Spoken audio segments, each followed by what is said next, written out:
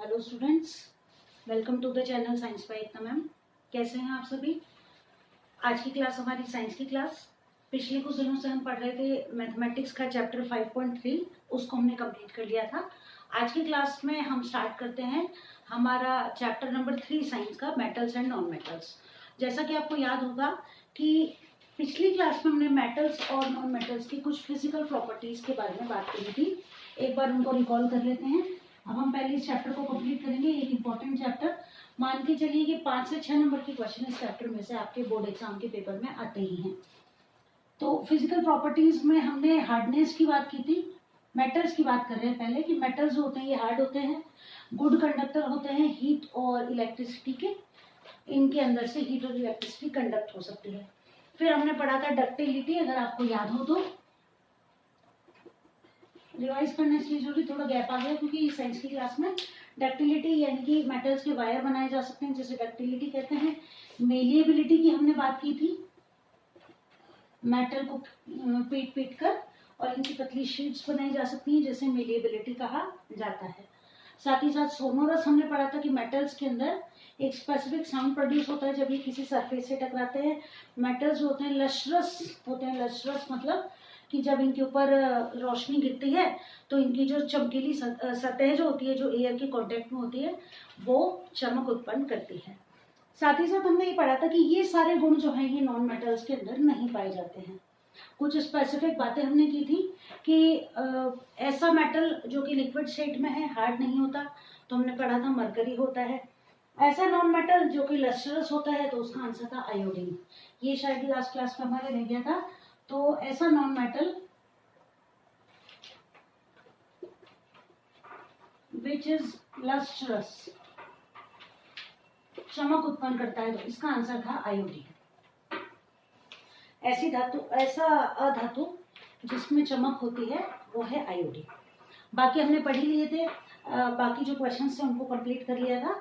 अब हम आज की क्लास में आगे बढ़ते हैं। ये तो पिछली क्लास का रिवाइज कर लिया हमने कि जहां हमने लास्ट चैप्टर को छोड़ा था, ठीक है ना। कुछ मेटल्स के बारे में हमने ये पढ़ा था कि बहुत सॉफ्ट होते हैं, जैसे सोडियम वगैरह, जिनको कि हम चाकू से आसानी से काट सकते हैं। और अब हम आगे बढ़े चैप्टर के इंपॉर्टेंट पार्ट की तरफ। अभी तक जो हमने चैप्टर पढ़ा उसमें से सिर्फ ये एक आध नंबर के क्वेश्चन आ सकते हैं, जो कि अभी हमने रिवाइज किए कि कौन सा मेटल है जो लिक्विड टेम्परेचर, नॉर्मल टेम्परेचर पे लिक्विड स्टेट में पाया जाता है, कौन सा है जिसको हम चाकू की मदद से आसानी से काट सकते हैं। क्लियर। अब चलिए आगे चलते हैं और अब हम पढ़ेंगे केमिकल प्रॉपर्टीज इन मेटल्स और नॉन मेटल्स की। केमिकल प्रॉपर्टीज में सबसे पहली बात जो हमें पढ़नी है कि what happens when metals react, metals are burned in air.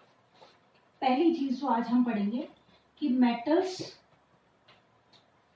Are burned in air. In air तो सीधी सी बात है, देखो कि किसी भी चीज को जलाने के लिए ऑक्सीजन की जरूरत है ना। और स्पेसिफिकली ऑक्सीजन अलग से हम नहीं ला सकते, तो एयर जो कि कई गैसेस का मिक्सचर है, जिसके अंदर लगभग 21% ऑक्सीजन है, और उसकी मदद से ही अर्थ पर उपस्थित किसी भी मटेरियल को जलाया जा सकता है। तो आज हम सबसे पहले बात ये करें कि मेटल्स को जब एयर के अंदर जला दिया जाता है तो मेटल्स क्या उत्पन्न करते हैं। तो मेटल जो होते हैं, सीधी सीधी बात यह है कि मेटल्स जो हैं इनको जब ऑक्सीजन के साथ मिलाया जाता है तो ये बनाते हैं मेटल ऑक्साइड्स। सबसे पहली बात तो हमें मेन चीज यही याद करनी है, मेटल और ऑक्सीजन मिलकर मेटल ऑक्साइड्स बनाते हैं। पहली चीज बस यही याद रखनी है हमको। जैसे कि कॉपर का एग्जांपल देखते हैं कि कॉपर को जब ऑक्सीजन की प्रेजेंस में जलाया जाता है तो कॉपर ऑक्साइड बन जाता है। अब ये इक्वेशन बैलेंस में है ना। यहाँ ऑक्सीजन कितने हैं, 2, तो यहाँ 2 करना पड़ेगा। कॉपर यहाँ एक ही है, ये इक्वेशन बैलेंस हो गई। तो मेटल और ऑक्सीजन मिलके मेटल ऑक्साइड्स बना लेते हैं। और बात करें एग्जांपल एल्यूमिनियम की। एल्यूमिनियम जो है इसको भी जब ऑक्सीजन की प्रेजेंस में जलाया जाता है तो ये भी क्या बनाता है, एल्यूमिनियम ऑक्साइड बनाता है। ये बन गया एल्यूमिनियम ऑक्साइड।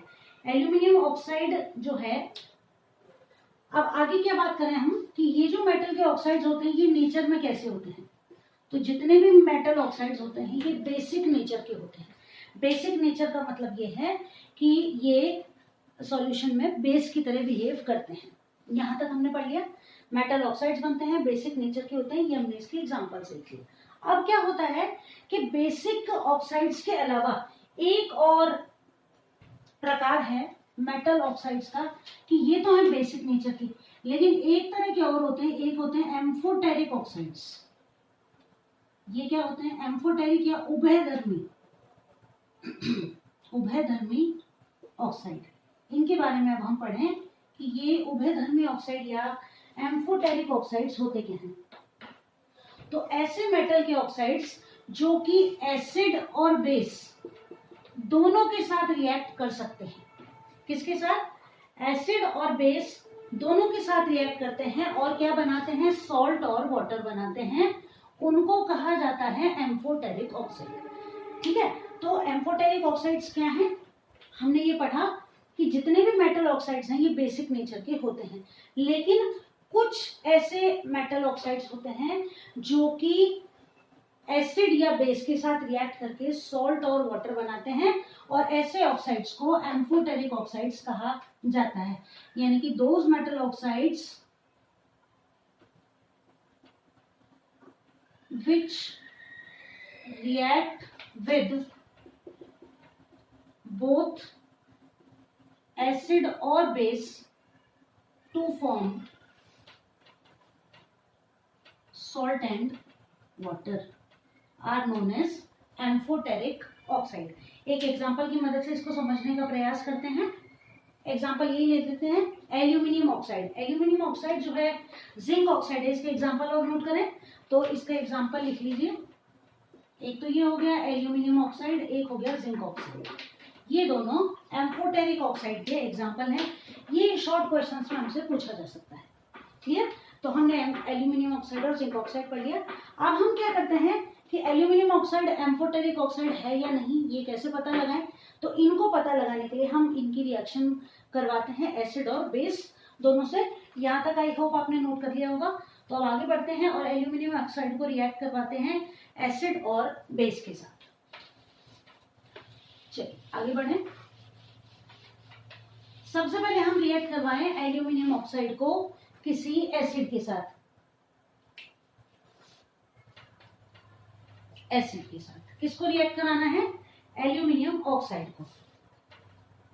ये हो गया एल्यूमिनियम ऑक्साइड। इसको हम रिएक्ट करा रहे हैं HCl के साथ, और HCl के साथ जब हम इसे रिएक्ट कराते हैं तो बनता है AlCl3 एल्यूमिनियम क्लोराइड। इसका नाम है एल्यूमिनियम क्लोराइड। एल्यूमिनियम क्लोराइड जो है और साथ में बन जाता है वाटर। तो मैंने अभी आपको लिखवाया कि एम्फोटेरिक ऑक्साइड एसिड और बेस के साथ मिलकर सॉल्ट और वाटर बनाते हैं। तो ये जो एल्यूमिनियम क्लोराइड है ये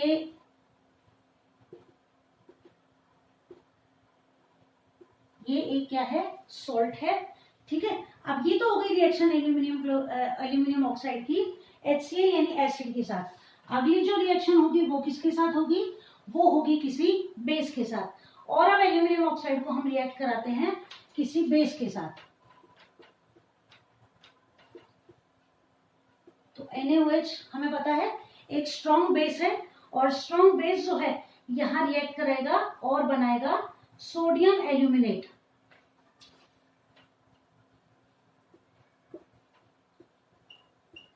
और साथ में बन जाएगा वाटर। ये है सोडियम एल्यूमिनेट। ये भी एक सॉल्ट है। और हमने ये जाना कि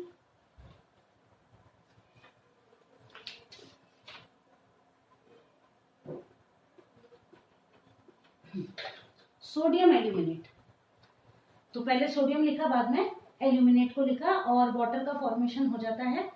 अब देखिए यहाँ पर हमने ये जाना कि एल्यूमिनियम ऑक्साइड जो है ये एसिड और बेस दोनों के साथ रिएक्ट करता है, और दोनों ही कंडीशंस के अंदर ये किसी ना किसी तरह का सॉल्ट बनाता है, साथ में वाटर का फॉर्मेशन होता है।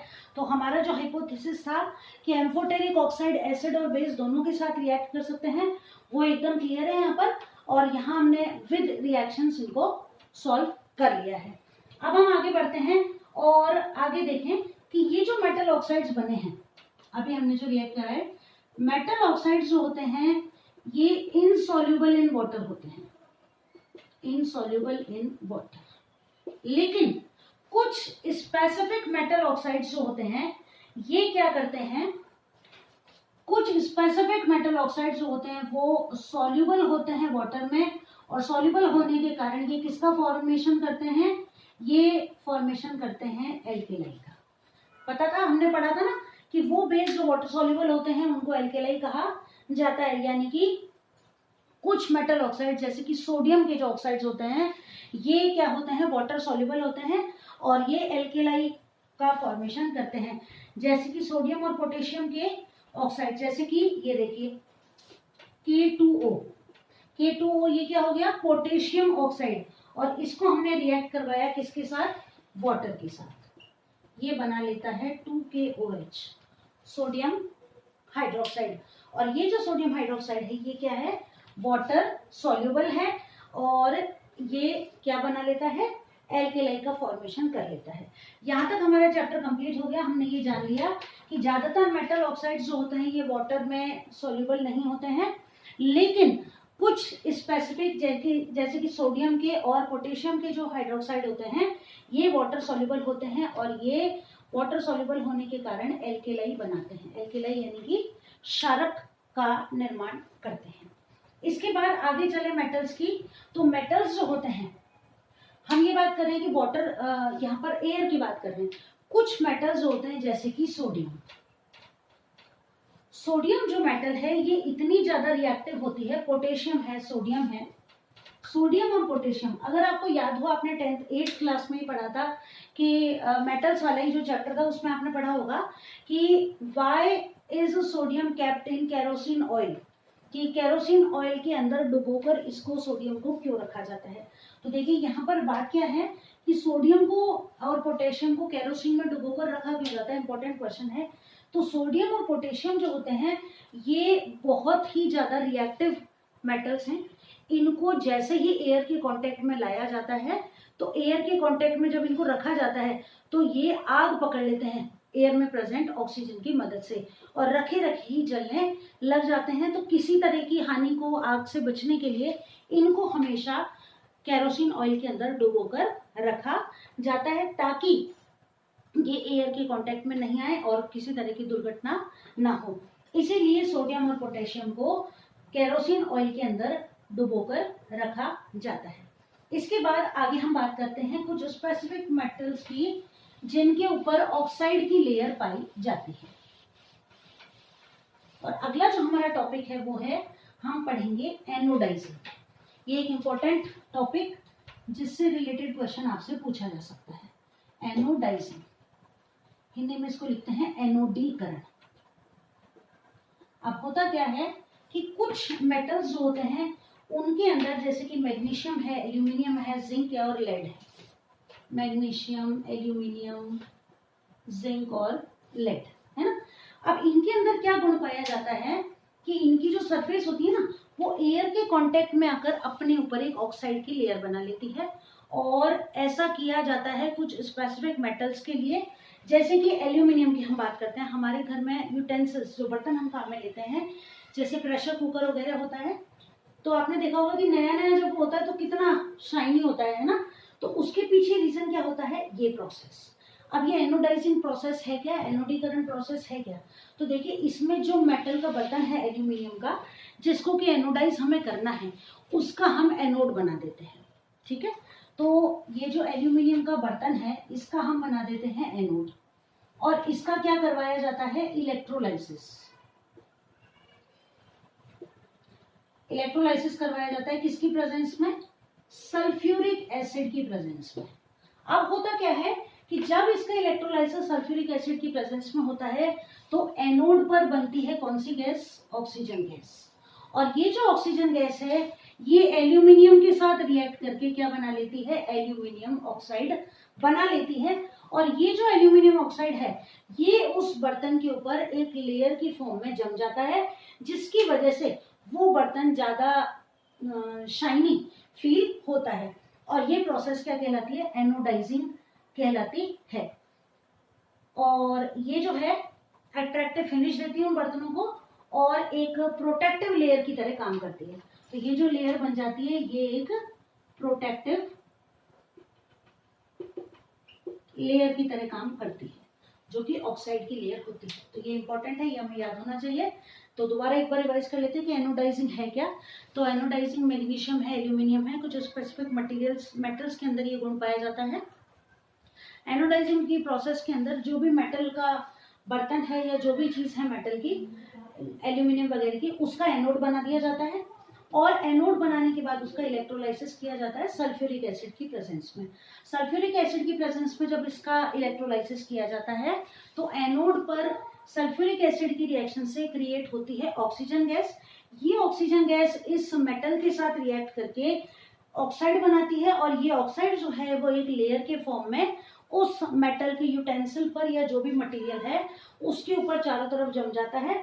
ये ऑक्साइड उसको एक अट्रैक्टिव फिनिश देता है, साथ ही साथ एक प्रोटेक्टिव लेयर की तरह काम करता है, यानी कि उस मेटल को जल्दी खराब होने से बचाता है। So that's all we have in this topic. अब हम आगे चलते हैं, what happens when metals react with water.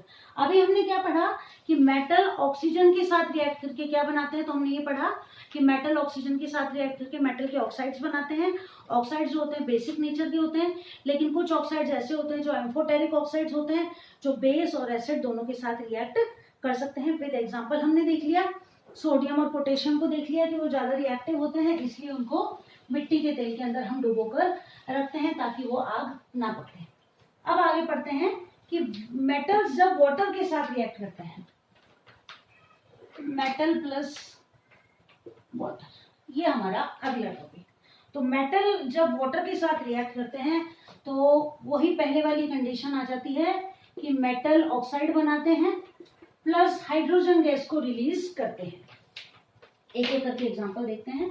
तो मेटल ऑक्साइड्स जो हैं ये बन जाते हैं और ये मेटल ऑक्साइड्स जो बनते हैं ये फिर से वाटर के साथ जब रिएक्ट करते हैं तो ये बना लेते हैं metal hydroxides, metal hydroxide. Clear. अब इनको एग्जांपल की मदद से देख लें, जैसे कि सोडियम प्लस वाटर क्या बना लेगा, KOH plus hydrogen gas release होगी। ठीक है, तो इसको अपन हो गई इक्वेशन बैलेंस। ठीक है, तो ये जो मेटल है ये क्या करता है, रिएक्ट करता है और साथ में बना लेता है मेटल का हाइड्रोक्साइड। तो पहला हमने ये जो एग्जांपल लिया फर्स्ट, जैसे कि पोटेशियम है, सोडियम है, ये रूम टेम्परेचर पर ही ठंडे पानी के साथ ही विग्रसली मतलब एक साथ रिएक्ट कर लेता है, यानी कि एट रूम टेम्परेचर इनकी रिएक्शन हो जाती है। लेकिन सारे मेटल्स का नेचर एक जैसा नहीं होता, कुछ मेटल्स रिएक्ट नहीं भी करते हैं, कुछ गर्म पानी के साथ रिएक्ट करते हैं और कुछ स्पेसिफिक मेटल्स ऐसे भी होते हैं जो स्टीम के साथ रिएक्ट करते हैं। तो सबसे पहले हमने ये पढ़ा कि सोडियम और पोटेशियम जो मेटल्स हैं ये आसानी से, अगर यही हम पोटेशियम की बात करें, सोडियम की बात करें, तो ये सेम रिएक्शन हो जाएगी और यहाँ बन जाएगा NaOH plus hydrogen gas release हो जाएगी, सोडियम हाइड्रोक्साइड बन जाएगा, यहाँ पोटेशियम हाइड्रोक्साइड बन गया। ये पहली कंडीशन हो गई, यानी कि वो मेटल जो कि रूम टेम्परेचर पर यानी कि कोल्ड वाटर में ही वॉयलेंटली मतलब जल्दी से रिएक्ट कर लेते हैं, क्विकली रिएक्ट कर लेते हैं विदाउट वेस्टिंग एनी टाइम। लेकिन अब दूसरी तरह के मेटल वो जो कि लेस वॉयलेंट का मतलब है, लेस वॉयलेंट मीन्स कि ज्यादा जल्दी ना करके और आराम से रिएक्शन करें, लेस क्विकली यानी थोड़ा धीरे। वो रिएक्शन करता है कौन, कैल्शियम जो होता है ये वाटर के साथ जब रिएक्ट करता है तो कैल्शियम हाइड्रोक्साइड बना तो लेता है, लेकिन ये रिएक्शन उतनी जल्दी नहीं होती जितनी कि ऊपर वाली कंडीशन में होती है। हाइड्रोजन गैस यहाँ रिलीज तो होती है लेकिन इतनी ज्यादा मात्रा में एनर्जी रिलीज नहीं होती कि आसानी से रिएक्शन को कंप्लीट कर सके। अब यहाँ पर क्या होता है, हाइड्रोजन छोटे छोटे बुलबुलों के रूप में निकलती है और ये जो कैल्शियम मेटल है ये उन हाइड्रोजन के बुलबुलों की सरफेस पर पाई जाती है। अगली ये हो गई लेस क्विकली। अगली जब हम बात करें कि मैग्नीशियम, की बात करते हैं। मैग्नीशियम जो है ये कोल्ड वाटर के साथ रिएक्ट नहीं करती है, ये रिएक्ट करती है हीट वाटर, गर्म पानी के साथ। यानी पानी जब ज्यादा गर्म होगा ना तो ही मैग्नीशियम वाटर के साथ रिएक्ट करेगी और क्या बनाएगी, मेटल का हाइड्रोक्साइड बनाएगी। मैग्नीशियम के साथ ऐसा होता है। ठीक है, अगली बात करें आयरन और जिंक की। आयरन और जिंक जो होते हैं ये ना तो ठंडे पानी के साथ और ना ही गर्म पानी के साथ रिएक्ट करते हैं। इनका केस स्पेसिफिक है। इनका केस स्पेसिफिक ऐसे है कि ये रिएक्ट करते हैं स्टीम के साथ। स्टीम यानी कि जो भाप होती है ना पानी की, उसके साथ रिएक्ट करते हैं। एल्यूमिनियम है, जिंक है, इनकी हम बात करते हैं। तो ये रिएक्ट करते हैं ना तो कोल्ड वाटर के साथ ना हॉट वाटर के साथ। They react with only steam, steam of water, पानी की स्टीम के साथ रिएक्ट करते हैं। एग्जांपल देख लें, जैसे फेरस 3Fe प्लस 4H2O, ये बन गया Fe3O4 प्लस 4H2। यहाँ पे हाइड्रोजन गैस इवॉल्व हो रही है। इसके बाद और बात करें, जैसे कॉपर है और सोना है, चांदी है, ये वाटर के साथ रिएक्ट नहीं करते हैं। क्लियर? तो मान लीजिए एग्जांपल में पूछ लिया जाए, 4 आपको ऑप्शन दे दिए जाएं कि निम्नलिखित में से कौन सा ऐसा मेटल है जो कि वाटर के साथ रिएक्ट नहीं करेगा, तो उसमें आप एग्जांपल लिख देंगे। एक तो लेड, एक कॉपर, एक गोल्ड और एक सिल्वर। और यही रीजन है कि हमारे जो आभूषण होते हैं ये बनाए जाते हैं किसके, गोल्ड और सिल्वर के, क्योंकि ये रिएक्ट नहीं करते हैं। अब पानी, जैसे पसीने आ रहे हैं तो पानी के संपर्क में हमारी स्किन आ रही है, ना रहे हैं, पानी किसी ना किसी फॉर्म में अगर हमारी स्किन को टच कर रहा है, तो गोल्ड और सिल्वर क्योंकि रिएक्ट नहीं करते हैं हमारी स्किन के साथ, इसी वजह से मटेरियल जितने भी ज्वेलरीज होती हैं वो किसकी मदद से बनाई जाती हैं, गोल्ड और सिल्वर की मदद से ही बनाई जाती हैं। आगे अब हम अगले टॉपिक की तरफ चलें कि मेटल जो है ये एसिड्स के साथ कैसे रिएक्ट करते हैं। क्लियर? चलिए, मेटल्स एंड एसिड्स, इस टॉपिक में से हमारा most important question of the chapter निकल के आता है, that is aqua regia. Metals plus acids. तो मेटल्स हैं ये एसिड के साथ रिएक्ट करके सॉल्ट बनाते हैं और हाइड्रोजन गैस को रिलीज करते हैं। एग्जांपल की बात करें, जैसे कि जिंक है, ये HCl के साथ जब रिएक्ट करता है तो बना लेता है ZnCl2 और ये हाइड्रोजन गैस रिलीज हो रही है। क्लियर? इसके बाद इनकी रिएक्टिविटी भी अलग अलग होती है। यहाँ मेटल ऑक्साइड्स की हमने मेटल एसिड्स की बात कर ली। अगला जो हमारा मेन टॉपिक निकल के आता है इस एक्वा रेजिया। क्या है ये एक्वा रेजिया, इसके बारे में जानते हैं। एक्वा रेजिया जो है इसको कहा जाता है रॉयल वाटर। रॉयल वाटर कहा जाता है, हिंदी में इसको कहा जाता है अम्लराज। अब क्यों कहा जाता है वो देखिए कि एक्वा रेजिया या रॉयल वाटर या अम्लराज है क्या। पहली बात तो ये बनाया क्यों जाता है, तो देखिए ये काम में आता है, जो ज्वेलरी वगैरह मेकिंग का काम करते हैं उनके लिए मेटल्स को पिघलाने के लिए इसको काम में लिया जाता है। ये एक ऐसा लिक्विड है जिसके अंदर आप गोल्ड को डाल दें, इवन प्लेटिनम को भी आप डाल दें तो वो भी पिघल जाता है। जैसे कि अब तो ऐसा शायद कम ही चांसेस होते हैं। पहले क्या होता था कि सिटीज में, गाँव वगैरह में कुछ लोग आते थे कि आपकी ज्वेलरी को हम साफ कर देंगे, 50 रुपये 100 रुपये दे देना। तो कई लोग क्या करते कि भाई चलो अच्छा है, 50-100 रुपये में सुनार के जाएंगे, काफ़ी पैसे लगेंगे, ये 50-100 रुपये में ठीक ज्वेलरी को साफ कर जाएंगे। तो लेडीज़ क्या करती, अपने चांदी के और सोने के ज्वेलरीज उनको दे देती। वो क्या करते, अपने साथ एक बर्तन वेसल सा लेके आते, उसमें उनकी ज्वेलरी को डालते और ज्वेलरी एकदम चमक के बाहर निकल जाती। तो सबको ये लगता कि भाई ये तो बहुत कम पैसों में अपना काम हो गया। लेकिन वहां होता क्या था कि वो क्या करते थे, आपसे तो 100-50 रुपए ले लेते, लेकिन इस रॉयल वाटर में जब वो आपकी ज्वेलरी को भिगोते थे थोड़ी देर के लिए, तो आपकी ज्वेलरी का कुछ परसेंट गोल्ड या सिल्वर उस लिक्विड के अंदर डिसॉल्व हो जाता था।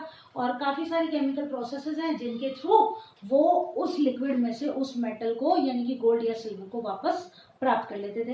तो वो हमको तो सस्ता दे जाते थे, लेकिन हमारी ज्वेलरी का वेट अगर करवाया जाए उनसे साफ कराने के बाद तो काफ़ी मात्रा में कम हो जाता है। जितनी देर रखा रहेगा उतना ही वेट कम हो जाएगा। ये तो बात हो गई कहानी इसके पीछे जो जुड़ी हुई है वो। अब तो ऐसे केसेस कम होते हैं, लोग भी अवेयर हो गए हैं। पहले लेकिन ग्रामीण परिवेश की जो महिलाएं हैं उनके संग ऐसे किस्से कई हो चुके हैं। चलिए आगे बढ़ते हैं।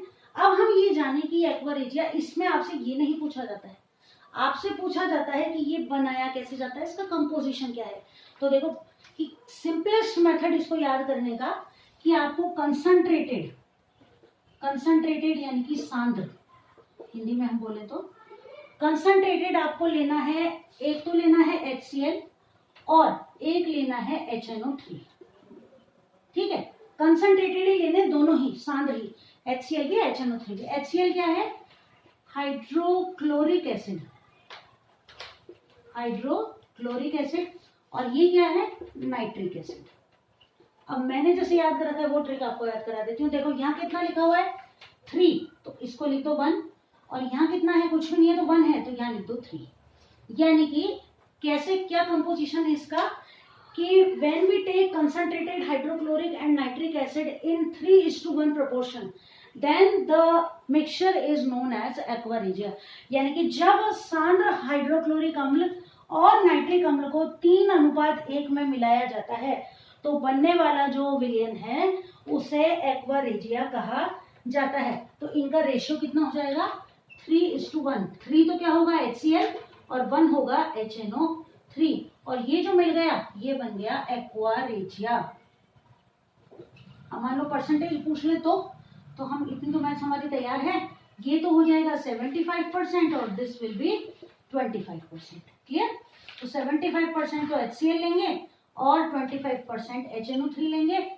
यानी 1 लीटर एक्वा रेजिया के लिए 750 ml HCl और 250 ml HNO3 को जब हम मिला देंगे तो हमको 1 लीटर एक्वा रेजिया मिल जाएगा। इसका यूज याद कर लें तो it is use to wash और डिसॉल्व मेटल और ज्वेलरी। ठीक है, तो मेटल और ज्वेलरी को पिघलाने के लिए इसको काम में लिया जाता है। गोल्ड और प्लैटिनम जो कि हार्डेस्ट मटेरियल है, मेटल है, वो भी इसके अंदर आसानी से पिघल जाता है। क्लियर? तो आज इस चैप्टर के लगभग 3 टॉपिक हमने कंप्लीट कर लिए। शुरू वाले 2 में से आपको मेटल ऑक्साइड्स और सॉल्ट और हाइड्रोजन ये सब याद कर लेना है। ये मोस्ट इंपॉर्टेंट पार्ट इस टॉपिक का, इसमें से क्वेश्चन आएगा ही आएगा, ये तो फिक्स है।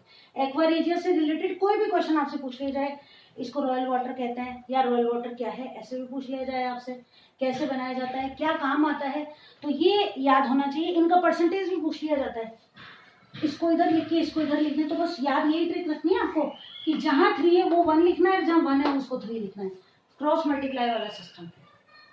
तो आई होप क्लास आपके लिए यूजफुल रहेगी। चैप्टर के आगे वाले पार्ट को अगली क्लास में कंप्लीट करेंगे। यहाँ तक का चैप्टर आप लोग तैयार कर लीजिए। स्टे कनेक्टेड, क्लास से जुड़े रहिए। अच्छी और नई चैप्टर से रिलेटेड जानकारी आपको मिलती रहेंगी। क्लास अच्छी लगी तो शेयर करें और अपनी पढ़ाई को नियमित रखें। जल्दी ही मिलते हैं अगली क्लास में और इस चैप्टर को आगे कंटिन्यू करते हैं। तब तक के लिए बाय।